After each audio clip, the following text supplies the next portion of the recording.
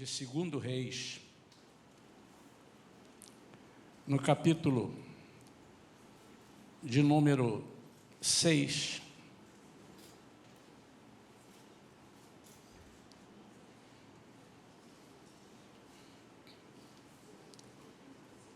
eu vou ler o versículo 17, depois eu vou voltar ao 15 e ler de novo o 17, até o 17, digo. 2 Reis, capítulo 6, versículo 15, diz assim, versículo 17, diz assim: em seguida Eliseu orou suplicando: ó Senhor, ó Yahvé, abre os olhos dele, a fim de que consiga ver. E o Senhor fez com que o moço pudesse enxergar a montanha coberta de cavalos e carros de fogo em torno de Eliseu. O versículo 15 diz assim: no dia seguinte Eliseu levantou-se ao romper da aurora e saiu. E eis que um batalhão cercava toda a cidade com cavalos e carros de guerra. Seu servo lhe indagou: ai, meu senhor, o que haveremos de fazer? E o profeta acalmou-o, dizendo: não tenhas medo, porquanto são mais numerosos os que estão conosco que os que estão com eles. Em seguida Eliseu orou, suplicando: ó Yahvé, que quer dizer Senhor, abre os olhos dele a fim de que consiga ver. E o Senhor fez com que o moço pudesse enxergar a montanha coberta de cavalos e carros de fogo em torno de Eliseu. Queria que você repetisse comigo o versículo 16 e tomasse para a sua vida essa palavra. A Bíblia diz que há poder em nossas palavras. E você precisa acreditar nessa palavra. E diz assim, vamos lá, 1, 2 e 3. E o profeta acalmou, dizendo: não tenhas medo, porquanto são mais numerosos os que estão conosco que os que estão com eles. Amém? Amém. Toma posse dessa palavra. Queridos, eu estou dando título a essa mensagem de hoje: muito além do que vejo. Muito além do que vejo. Obviamente nem essa luneta aí vai poder demonstrar aquilo que nós vemos segundo o que o Senhor nos entrega nesta noite. Muito além do que vejo. A Bíblia diz que nós não vivemos por vista, ou seja, aquilo que vemos, mas nós vivemos por fé. E se você é um crente em Jesus, ou pretende ser um crente em Jesus, eu quero que você acostume-se a viver uma vida sobrenatural. Uma vida sobrenatural. O que é uma vida sobrenatural? É que não significa dizer que você vai sair do seu corpo e não ser humano. Mas você precisa estar deixando que Deus te leve a lugares que talvez outras pessoas não conseguirão estar, principalmente aqueles que não têm Jesus como seu dono, como seu Senhor. A primeira coisa, a primeira prova que eu te dou de que nós precisamos ser sobrenaturais é em cima da pergunta que eu vou te fazer. Quantos aqui creem que teremos uma vida eterna, que nunca mais morreremos, teremos uma vida eterna, onde tudo vai ser maravilhoso? Levanta a mão para ver quantos creem nisso. A igreja toda crê. Como é que você crê nisso, se você nunca foi lá conferir? E vou te dizer mais, os discípulos que andaram com Jesus creram nisso. De vez em quando eles davam uma desconfiada, mas eles creram. Até porque algumas vezes eles viram os milagres. Que é isso? Quem é esse? Que até ao vento e ao mar manda e lhe obedecem? E mesmo vendo essas coisas, Jesus algumas vezes os repreendeu. O que é isso? Isso é falta de fé, vocês não estão com fé. Mas nós não vivemos naquela época. Nós estamos acreditando no que nos tem sido passado pelos nossos pais, pela história, pela Bíblia. Como é que eu posso crer em que tudo que aqui está escrito é verdade? Nós vamos falar nisso. Então, a primeira coisa, se você ainda nunca se viu nessa situação de acreditar em coisas talvez impossíveis aos olhos humanos, você precisa de uma relação mais íntima com Deus. Agora, o melhor de tudo, irmãos, que não há acepção de pessoas para isso. Jesus não diz assim: deixa eu ver quanto tempo você é crente, deixa eu ver se você tem... Não, a oportunidade é para todos. É para quem, por exemplo, hoje, aceitar a Jesus, porque eu quero andar nesse caminho. Porque aceitar a Jesus, irmãos, muitas vezes, alguém um dia falou: mas como que eu tenho que aceitar a Jesus? Ele que tem que pensar se me aceita, porque Jesus é maravilhoso. Não é aceitar nesse sentido, é aceitar que Ele te dirija, aceitar como seu Senhor, dono. Senhor é dono e Salvador. Às vezes nós o aceitamos como Salvador, mas não aceitamos como dono. Então, aceitar significa permitir, dar a Ele um crédito, 10% desse crédito que você está dando, dizendo que eu vou para o céu, a vida eterna. Você está com essa fé tão grande, então tenha fé, dá 10% dessa fé, que Ele vai te dirigir, que Ele vai criar você segundo os seus propósitos. Muito além do que vejo. Irmãos, a nossa vida de vez em quando tem que ser uma vida comparada à vida de doido. A palavra de Deus diz que o Evangelho, para quem não conhece, é loucura. Loucura. De vez em quando a gente é taxado como doido. Quer tirar a água da pedra? Já saiu mais de uma vez a água da pedra. Mas se eu sigo esse Deus, e o Espírito Santo vai nos lembrando versículos, né? Ele traz à existência aquilo que não existe. Como é que eu vou trazer à existência uma coisa que nem existe? Antes de qualquer coisa existir, Ele já existia. Ninguém o fez, Ele é eterno. E de eternidade a eternidade, Ele vive de geração em geração. Eu queria compartilhar então 3 pontos para nós olharmos. Você pode encontrar mais pontos, você pode encontrar, mas 3 pontos eu acho que são bem legais para a gente viver uma vida enxergando além, vendo sobrenaturalmente. A primeira passagem está em Gênesis 13, 14 e 15. 13, versículos 14 e 15. 13 é o capítulo, versículos 14 e 15. Quando Deus fala para Abraão, ele diz assim: então, depois que Ló foi embora, prometeu o Senhor Deus a Abraão. Ainda ele chamava Abrão, né? Ergue teus olhos e observa bem do lugar em que estás, para o norte, para o sul, para o ocidente e para o oriente.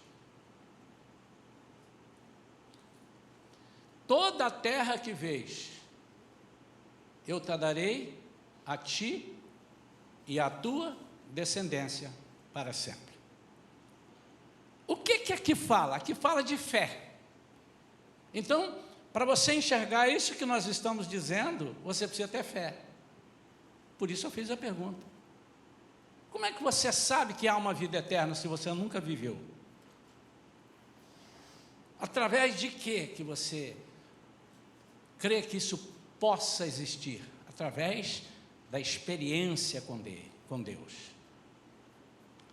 E aqui fala de fé, de uma visão aumentada para ver o que não está à vista. Você só pode ver o que não está à vista se for pela fé. Deus disse para Abraão: ergue os olhos e vê. Em outras palavras, Deus estava dando uma ordem a ele, dizendo: conquista e consolida aquilo que eu tenho prometido a você. Mas que coisa difícil, irmão e irmã, nós tentarmos enxergar pela razão. Aliás, não é difícil, é impossível enxergarmos pela razão. A primeira coisa para eu enxergar além do que eu estou vendo é quando eu exerço a fé e acredito naquele que está me prometendo. E a segunda coisa dentro desse mesmo ponto, para eu enxergar pela fé, é crer que para Deus não há nada impossível. A terceira coisa é que quanto menos eu buscar entender, mais eu vou ver. Nós temos fé para muita coisa, temos fé até para ver fantasmas. Os discípulos já tinham. Quando viram Jesus caminhando sobre as águas de madrugada, eles gritaram: é um fantasma. Eles sabiam que fantasma não existia, eles nunca tinham visto fantasma, mas tinham fé que era um fantasma. Então, a primeira coisa, eu quero enxergar além do que eu estou vendo, eu quero ir muito além do que vejo, eu preciso fé. E como é que isso acontece? Primeiro, você não compra em lugar nenhum. Você estudando na escola dominical 50 anos, você também não vai chegar lá. A fé é dada por Deus, ela vem de Deus. E como é que isso acontece? Eu preciso dizer para mim: eu quero ter fé. Se você não disser isso, Deus vai dizer assim: para que você quer fé se você vive desconfiando de tudo? Então você precisa dizer: eu quero ter fé. Aí Deus vai te capacitar, Ele vai te enviar. E como é que Ele envia fé? Acabei de dizer, você vai começar a enxergar coisas que você não está vendo. Você vai começar a alcançar coisas que você não está enxergando ali, não está vendo. Por isso que em Hebreus 11, versículos 1 e depois lá no 6 diz, né?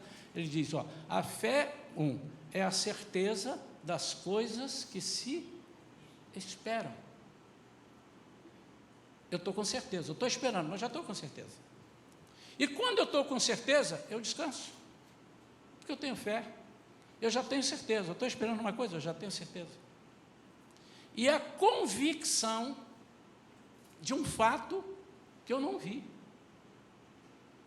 Já falei isso aqui na igreja. Isso no direito, se você testemunhar uma coisa que você não viu, é testemunho falso. Você pode ser preso. Mas na Bíblia isso é fé. Convicção de um fato que eu não... É em cima disso que talvez você não esteja, você está dizendo para si que você tem vida eterna, que você está salvo, é baseado na convicção de um fato que você não viu. Mas lá no versículo 6 de Hebreus 11 diz: sem fé é impossível agradar a Deus. E quem não agrada a Deus, agrada o diabo. Não, pastor, peraí, eu posso não agradar a Deus e também não agradar o diabo. Não, senhor. Não existe uma decisão que você pode tomar. Não, eu vou criar aqui um terceiro caminho. Nem a Deus, que eu tomei em dúvida, também nem o diabo, eu não gosto dele de jeito nenhum. Eu vou fazer aqui a minha terceira via. Não há. Porque o próprio Jesus disse: quem comigo não ajunta, espalha. E quem não é por mim, é contra mim. Não, eu não sou por Jesus, mas eu não sou contra Jesus. Você vai ter que escrever uma nova Bíblia, e ir lá, voltar lá atrás e dizer: Jesus, você pode repetir isso daí, porque eu não concordo muito, e eu sei que você não fará isso. Então, a primeira coisa para eu enxergar além, eu tenho que ter fé. O fato de você vir aqui à frente, pedir uma oração e olhar para você está demonstrando uma fé. Porque não há nenhuma garantia que o que você virá aqui fazer, buscar, você receberá da minha parte Eu só digo em cima da minha fé. Vem, o Senhor vai fazer. Mas pode não ser daquele jeito. E você diz, pô, viu, está vendo? Não acontece. E aí você vai esfriando. Mas a fé não é para ser exercida. A fé não é somente para ser exercida em momentos em que você pede e recebe. Você precisa exercê-la no momento que você pede e não recebe do jeito que você está recebendo, pedindo. A segunda coisa, o segundo item para vermos além do que estamos vendo, está em 1 Reis 18, 41 a 46.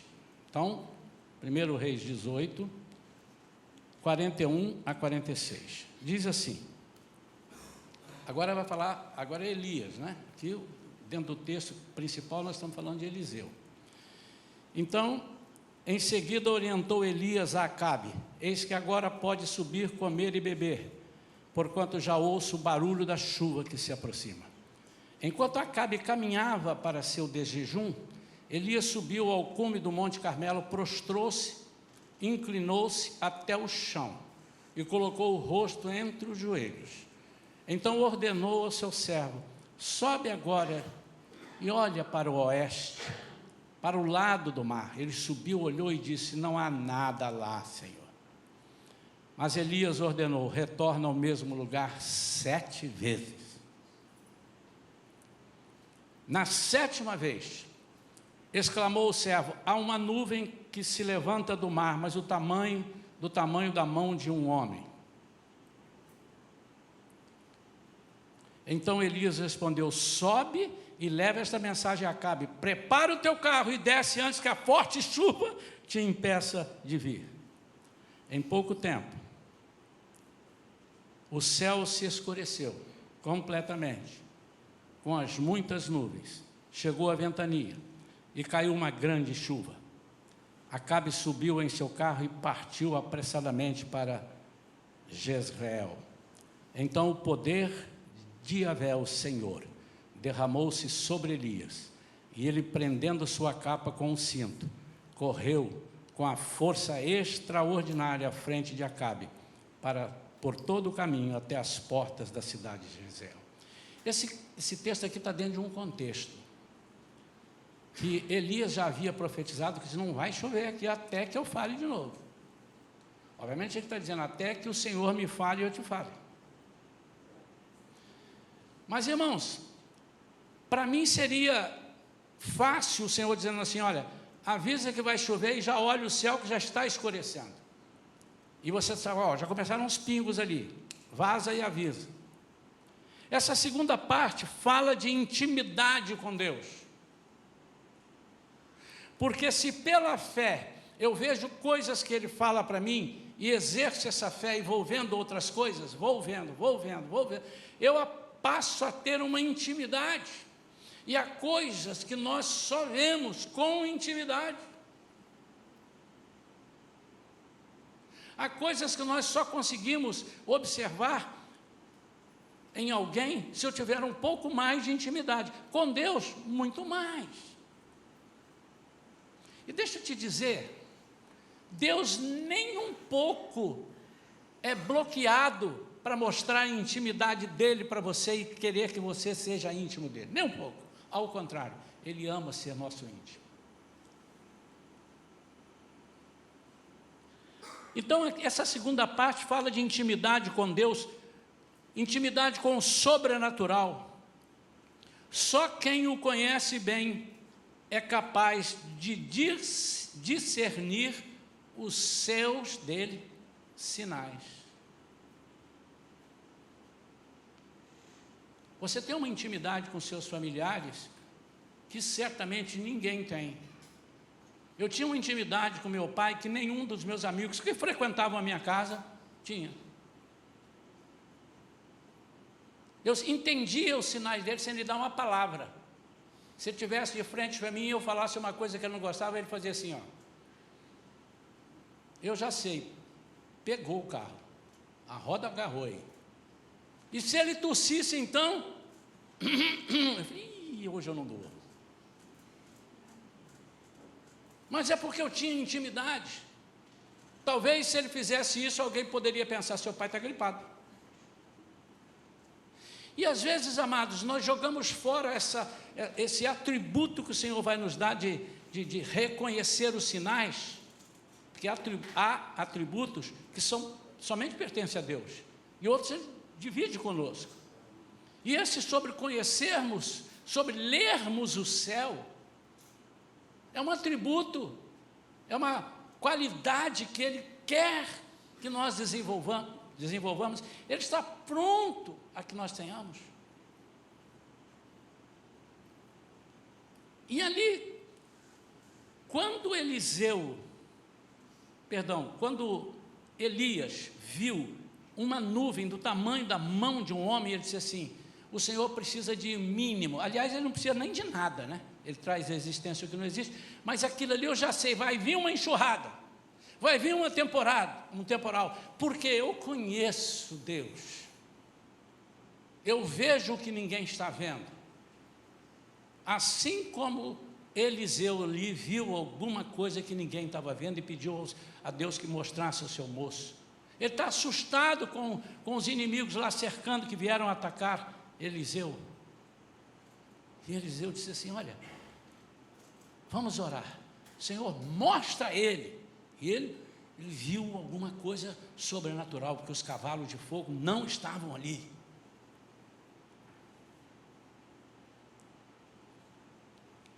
Mas ele viu por trás dessa visão de cavalo de fogo, ele viu, existe algo sobrenatural cuidando de nós. Você precisa aprender a ler os sinais. Você quer ver um sinal? Que as pessoas repetem, mas talvez eles não saibam a profundidade. Quando você está passando por alguma tribulação, alguma coisa assim, se você é um servo de... Aqui eu estou falando de servo de Deus. Estou falando de servo de Deus. Você está passando por alguma tribulação, e vem um negócio, quando você pensa que resolveu, aparecer outra, isso é sinal de bênção, irmão. Isso é um sinal de bênção. E já vem aí eu estou falando de servos que são fiéis a Deus. Eu não estou falando com aquele maluco que não quer saber de nada e só vem, e fala, lê a Bíblia de vez em quando e não tem o menor compromisso com Deus. Não. A palavra é para os servos. Vocês já ouviram isso? Olha, eu já sei. Pastor, eu passei por um sinal, essa semana, 2 coisas, mas eu já sei, isso é sinal de bênção. Você sabe mesmo? Ou porque você está repetindo quando alguém diz assim, ó, quando vierem 2 ou 3 aflições, pode se preparar que vem uma bênção aí atrás. E você está falando para descarregar? Não. É sinal de bênção, né? Tomara, né? Ou você está dizendo, eu tenho certeza. Como é que você adquiriu essa certeza? Porque você tem intimidade, você teve fé, agora você tem intimidade. E porque você tem intimidade, você diz assim, eu já sei. O Senhor está dizendo, eu vou te treinar. Eu estou olhando aqui para um monte de gente aí na terra, eu estou precisando de um corajoso, de uma pessoa que eu possa confiar, que ele não vai negar fogo. Então eu vou mandar fogo para você, para ver se você nega. Se você negar, eu vou te trabalhando de outras formas. Isso é muito importante, nós conhecemos os sinais de Deus.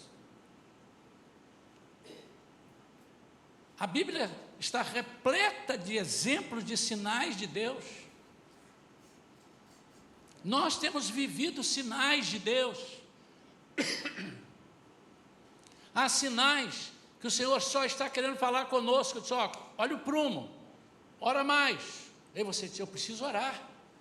Porque eu sei que essa casta só liquidamos, só vencemos com jejum e oração, ou seja, com uma vida de jejum e oração. E se Deus coloca uma casta diante de você demoníaca, um problema que seja, pode ser um endemoniado, uma pessoa endemoniada, mas pode ser um problema que, por mais que você tente resolver, parece que piora mais. Isso é uma casta, isso é um problema que está querendo tirar a sua fé, está querendo tirar o seu equilíbrio, está querendo tirar do sério, vamos dizer assim, está querendo te desestruturar, está querendo deixar você sem dormir. Isso não pode ser de Deus, tem que ser do inimigo. E o Senhor disse assim, eu estou permitindo que você enxergue isso, Você está querendo caminhar e vai para a direita, você bate a cabeça na parede, vai para frente, bate. É porque não é para ir. Você precisa observar os sinais. Fica tranquilo. Não faça nada agora. Ou então, avance.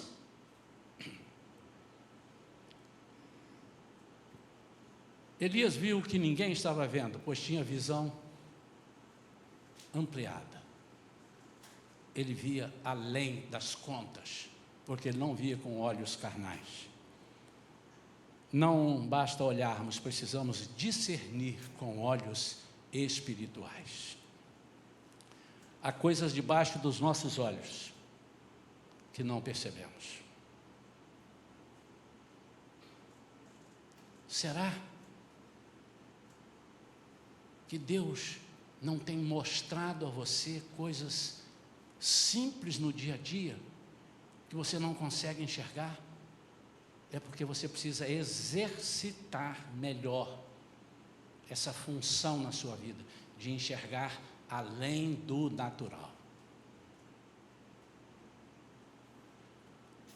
Terceira coisa está em Ezequiel 37, versículos de 1 a 4. Diz assim, é aquela passagem do Vale dos Ossos Secos. A mão de Yahvé, o Senhor, pairava sobre mim, e mediante o poder do seu Espírito, Ele me conduziu até o meio de um vale, onde a terra estava coberta de ossos. Significa final. Acabou. Nem carne mais tinha, ossos. Essa é a visão. Em seguida, Ele mesmo me levou a caminhar de um lado para o outro, e pude observar que era imenso número de ossos no vale, e que todos estavam mirrados e ressequidos. Então ele me indagou: ó querido filho do homem, acreditas que estes ossos secos poderão ter vida de novo? Eu respondi: ó Yahvé soberano, só tu o sabes. E o versículo 4 diz: então profetiza, pois, sobre estes ossos e ordena-lhes: ossos secos, ouvi a palavra do Senhor. Irmãos, esses dois últimos versículos são de uma profundidade que nós temos que até voltar neles dois, e caminhar devagar. E eu queria que você agora falasse assim, fala comigo: Espírito Santo, me revela aqui. Apesar de eu falar, tá, irmãos? Você precisa de pedir isso, porque você pode ficar ali olhando e voar. Me revela, Espírito Santo, diga, me revela. Olha só a profundidade desses dois versículos. Volta no 3, por favor. Ele disse assim: ó querido filho do homem, você acredita que estes ossos secos poderão ter vida de novo? Aí a resposta dele é de uma amplitude enorme. Ele poderia assim, sim, eu acredito. Mas ele disse assim: soberano, Senhor e soberano. Ele está dizendo: único Senhor da minha vida, só tu o sabes. Então ele jogou para Deus e disse assim: só tu o sabes, porque eu nunca vi essas coisas acontecerem, mas tu sabes. Ah, pastor, ele não disse só isso. Agora olha o 4, olha só que lindo. E ele me disse: então profetiza, pois, sobre esses ossos e ordena-lhes. Se fosse um de nós, talvez disse assim: não, eu disse que o Senhor é que sabe. O Senhor está mandando eu profetizar? Profetizar significa dizer: fale no meu nome, anuncia no meu nome. E ele então atende aquilo que ele disse: tu és soberano. Se tu és soberano, tu está mandando, eu vou fazer. E diz: ossos secos, ouvi a palavra do Senhor. E aí vai prosseguir, ele fala e as coisas acontecem, e surge nervo, surge carne, surge cartilagem, vai montando na visão dele. Ele está dizendo assim: eu sou o Deus do impossível, ou das coisas impossíveis. E você tem a boca minha, quando eu autorizo, quando eu falo, você entrega essa palavra. Irmãos, essa terceira passagem, ela fala de vida cheia de Deus, palavras que mudam as coisas, para ter coragem de mudar aquilo que é impossível. Diante de uma situação caótica, é preciso ter a visão de Deus, não é mais a sua. Chegou no limite. Quantos entenderam isso? Esses 2 versículos estão dizendo aqui. É como se você estivesse dizendo assim: inimigo, ossos secos, problema, na minha capacidade eu não sei como é que vai resolver, mas espera um minutinho, no nome do Senhor Jesus, aquele que sabe todas as coisas, aquele que transforma situações caóticas em coisas possíveis e fáceis de acontecer, como num clique, onde a sua voz fala e tudo tem que acontecer. Eu estou te chamando e estou te lembrando, é essa voz que vai falar contigo agora. E quando ele dá a ordem, todas as coisas acontecem. Lembrando que é uma visão. Lembrando que os ossos não estavam ali, foi uma visão, levou-me numa visão. Irmãos, será que já paramos para pensar que não há limites quando nós usamos a fé, a intimidade e a vida cheia que temos em Deus? Não há limites. Eu não estou dizendo aqui que você usa essas coisas e vai dizer assim: igreja, templo, né? Não são vocês, templo, saia daqui, planta de lá, porque vai ficar melhor e vai acontecer. Não, porque essas coisas nós conseguimos fazer. Vamos contratar aqui 2, 3 construtores, vamos jogar para lá. Mas ele tem poder para isso. Se eu não crer nisso, que ele pode fazer um navio voar, e que pode fazer um avião que não é o avião próprio para a água. Se eu não crer nisso, eu não estou dizendo que acontecerão essas coisas na minha vida sempre, mas em algumas situações, sim, é o sobrenatural. Eu tenho o hábito na minha vida, irmãos, e se a pessoa me perguntar: pastor, mas o senhor está vendo? Não estou vendo, não, só estou falando o que Deus manda falar. Não aceite palavra de derrotas, não aceite. Já tivemos oportunidade aqui na igreja, irmãos, de orar com irmãos, mas o médico está aqui, trouxe o raio-x, está aqui. Ele disse: o médico está certo, ele estudou para isso, isso leva a essa conclusão, e os médicos que estão aqui sabem disso, são crentes, são irmãos em Cristo, e eles mesmos usam essas situações em algumas, usam essa fé e essa palavra em algumas situações que eles têm. Eu disse assim: não aceita, mas está tudo nítido, mas você não precisa aceitar. Lembra dos ossos secos? Todas as vezes deu certo, pastor? Não, mas eu te garanto que eu estou vencendo na maioria aí. 1 ou 2 pode não ter dado, mas por quê? Porque eu digo assim: é o senhor que sabe, já que o senhor está mandando, então eu vou falar, o senhor é que sabe. Por quê? Se ele não quiser também não vai acontecer, amado. Por isso que eu joguei, o senhor é que sabe. Mas a nossa palavra tem que ser uma palavra e uma ação em cima de situações caóticas. Nós temos que aprender. Sabe o que estraga a gente? É que a gente quer falar e já quer imaginar: ô Senhor e tal, então semana que vem eu já tenho um resultado. Mas quem disse que Ele quer te dar esse resultado positivo a semana que vem? Ou então, então já que eu falei assim, a partir de amanhã eu não sinto dor. Mas quem disse que Ele não quer que você sinta dor mais uns dias? Esse é o nosso problema. Nós queremos entender como Deus vai fazer. E a ordem quem dá é Ele. Você sabe que eu posso? Pode. Então profetiza sobre eles e fala isso a isso. Talvez se ele deixasse Ezequiel dizer: eu vou fazer do meu jeito, talvez não desse certo, apesar de Deus estar mostrando para ele. Talvez. Mas isso não cabe a nós. Cabe a Deus. Então, diante de uma situação caótica, é preciso ter a visão de Deus. Como é que eu posso, então, fechando aqui, ir muito além do que vejo? Primeiramente, por que eu estou trazendo essa palavra? Porque nós estamos nos aproximando de um cenário que nós não conhecemos. Econômico, social e, mais do que isso, espiritual. Eu tenho quase certeza que muitos irmãos em Cristo, aqui e em outras igrejas, não estão aquilatando os problemas espirituais que virão sobre a face da terra. Porque se estivéssemos, estaríamos orando mais. Se estivéssemos, as nossas igrejas estariam cheias nos convites à consagração, oração, vigília, e nem todas estão, muitas estão.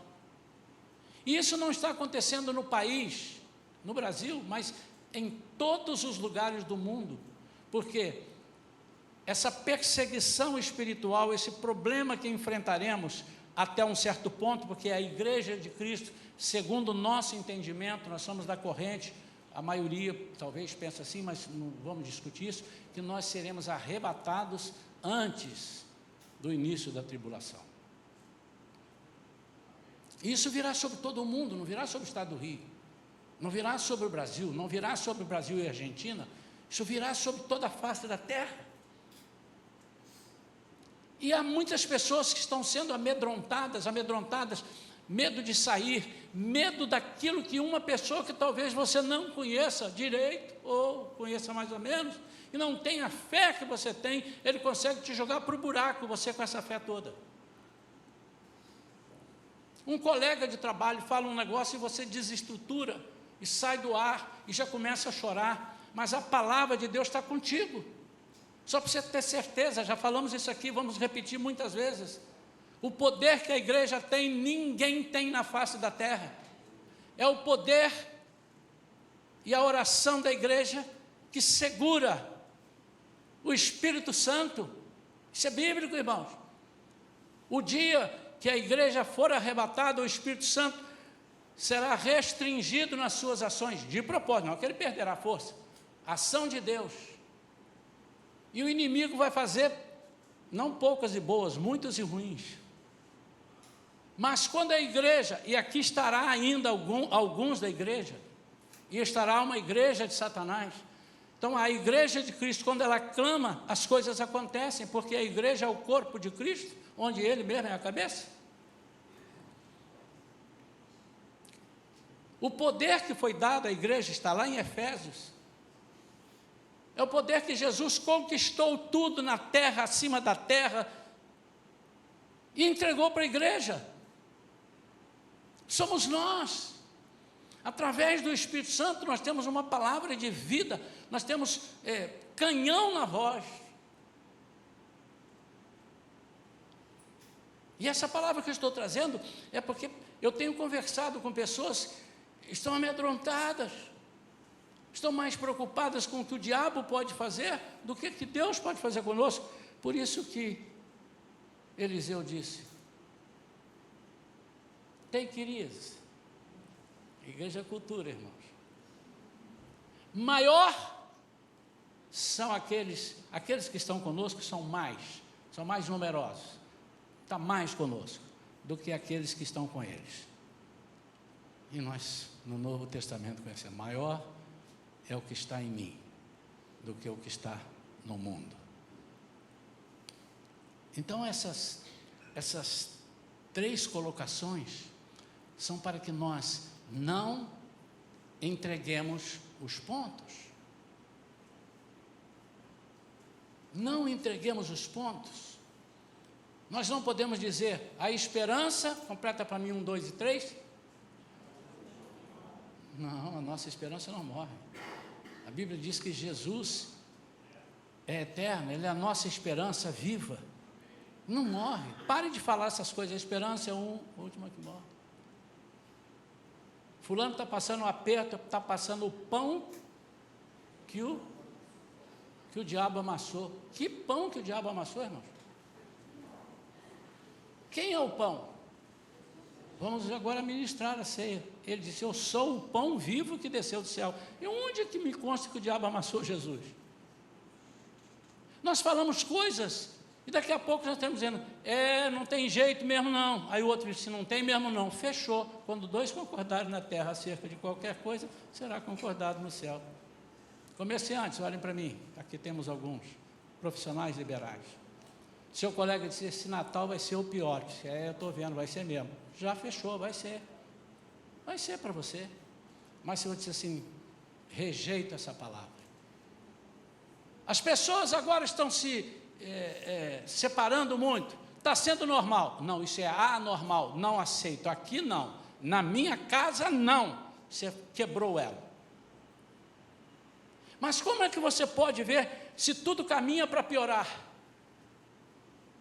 É pela visão acima da lógica, é pela visão acima do natural.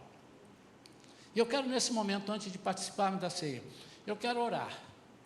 Normalmente no domingo de ceia a gente fecha a palavra, traz aqui os irmãos a orarem pela ceia, mas hoje eu quero orar. Eu quero orar por aqueles problemas, eu não preciso te perguntar quais são, você já sabe. Aqueles problemas que você está com dificuldade de enxergar a saída. E eu vou te chamar esses 3 pontos, para você usar a fé que Abraão usou, para você usar essa intimidade que Elias usou para enxergar uma nuvem do tamanho da mão de um homem, da palma da mão de um homem, e dizer ali, eu estou lendo, aquilo é um sinal que ninguém está vendo. Céu azul, uma nuvenzinha, é ali que virá chuva. E o poder para profetizar, mandado por Deus, repito, profetizar é falar por Deus. Profetizar aquilo que Deus soprar no teu coração, mas soprar com autoridade. E eu não tenho nenhuma dúvida que o seu problema não vai piorar. Pastor, se eu tenho certeza que eu serei curado, serei liberto, pela Bíblia, a Bíblia me garante que todos os pontos que nós podíamos abordar, estamos abordados. Agora, tem a vontade soberana. Só o Senhor sabe soberano. Pastor, então o Senhor já me desanimou. Irmão, então você não venha. Se você está sem fé, você nem pode começar. Eu quero te chamar aqui à frente agora. Vamos ficar de pé. Você que está com um problema, eu conheço alguns aqui com problema, mas eu não vou te buscar aí no banco não, porque eu acho que você viria porque eu estou pedindo, não vai servir, mas que você tivesse coragem, que você caminhasse para cá.